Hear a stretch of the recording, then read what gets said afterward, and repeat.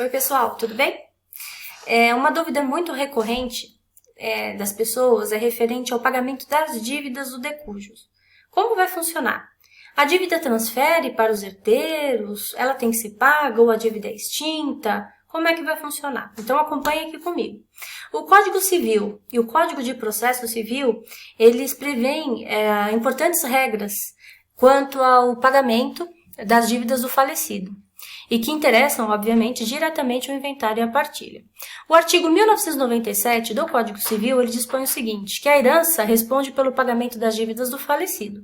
No entanto, se a partilha já tiver sido feita, só respondem os herdeiros, cada qual a proporção da parte da herança que lhe coube. Se não houve a partilha, né, a herança ela vai efetuar o pagamento na força da herança. Então, se o falecido deixou 1 milhão em patrimônio, em herança, as dívidas até 1 milhão serão pagas pela força da herança. Só que se acontecer de uma dívida for revelada aos herdeiros após a partilha, eles vão ter que pagar? Sim, vão ter que pagar na proporção do que receberam da herança. Então, digamos, o João faleceu. E o João, ele deixou como herdeiro o cônjuge, e o filho. O cônjuge ficou com 50% do patrimônio e o filho 50%. A esposa, ela vai ter a responsabilidade do pagamento da dívida, o valor correspondente. Digamos que 50% do patrimônio foi 500 mil reais. O cônjuge vai ter essa responsabilidade limitada a 500 mil. E o filho também limitado a 500 mil na proporção do que receberam.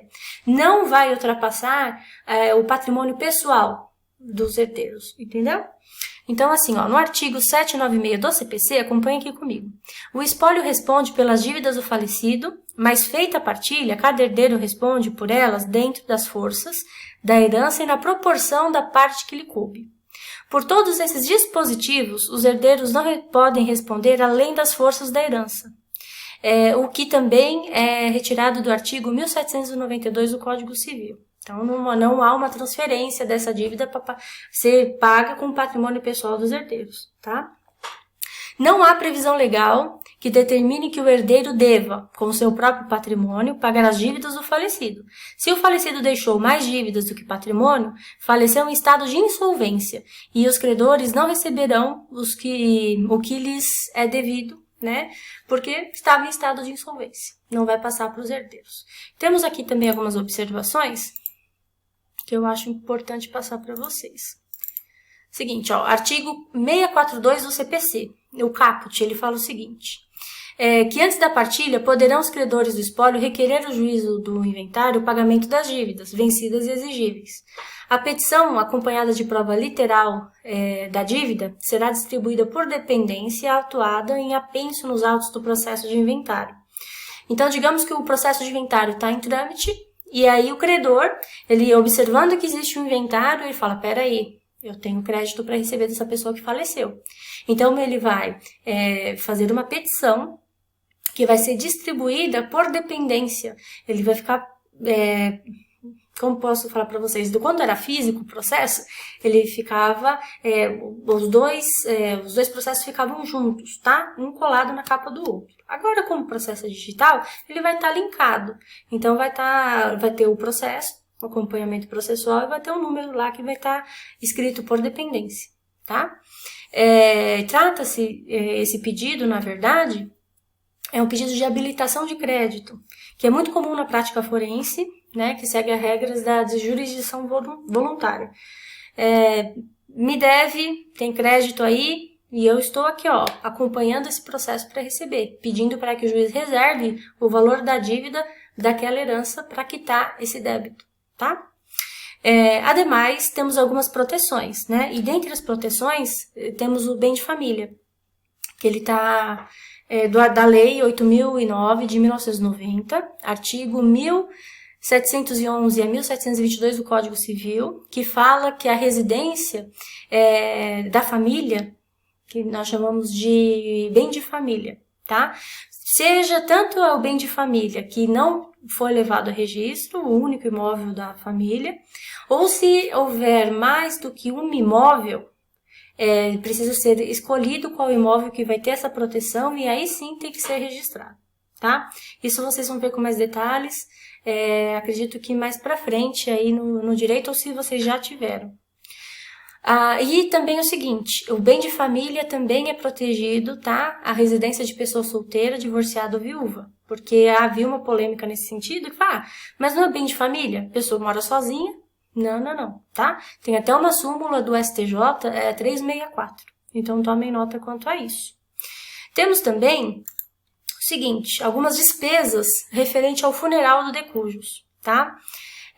Então, acompanhem aqui comigo. Ó. No tocante às despesas funerárias do decujus, inclusive eu não coloquei aqui em itálico, depois eu ponho, haja ou não herdeiros legítimos, sairão do montante da herança, artigo 1998 do Código Civil.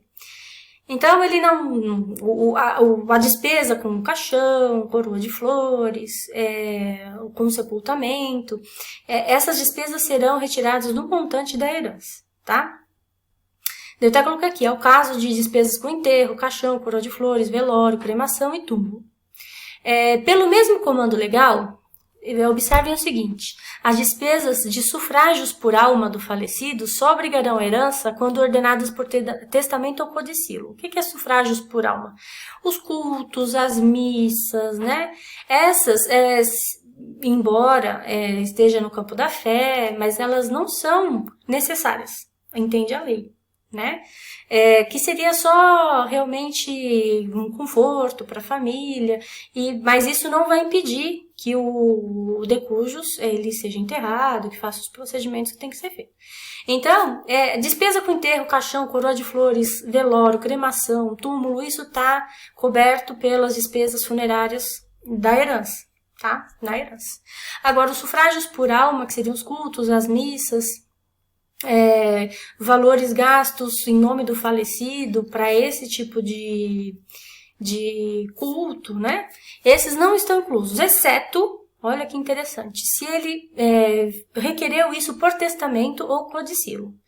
Ele foi escrever um testamento, gostaria que a minha missa, ou a missa do 7º dia, né, que também tem, ela seja realizada na igreja tal, né, com um padre tal, que isso tem um custo, né, um custo elevado, ou outros tipos de solicitações, isso tem que estar previsto no testamento para ter cobertura, senão não, tá?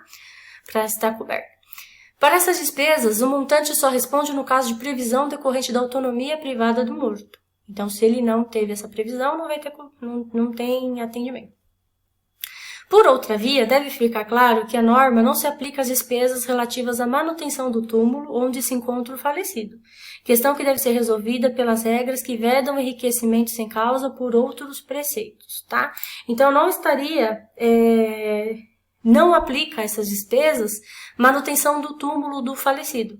Então, por exemplo, numa divisão aí da herança, eu falo assim, olha, a minha tem que ser maior porque eu vou fazer a manutenção no túmulo do meu pai, né? Então minha herança precisa ser maior. Então isso não há possibilidade de estipular, tá?